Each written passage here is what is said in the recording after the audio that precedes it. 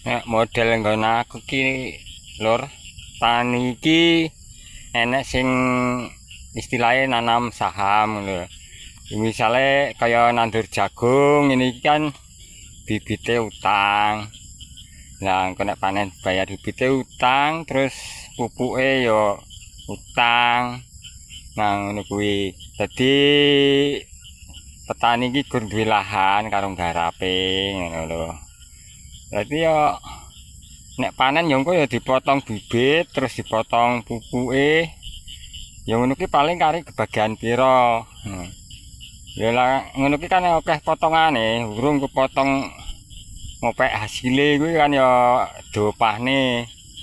Nah ngono kuwi lho. Dadi sing nandur kari bagian saiki. Apa nek nandure lokasine gur saiki seprapat ngono ya kayane ya gur pakpuk wae entek.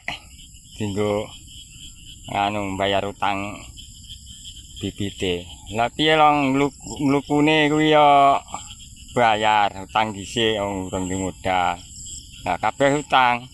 Dadi ya sing di tanah iki sing di lemah lah maksude ya gur nggarap ngurusi modale wong. Ngono kuwi lho.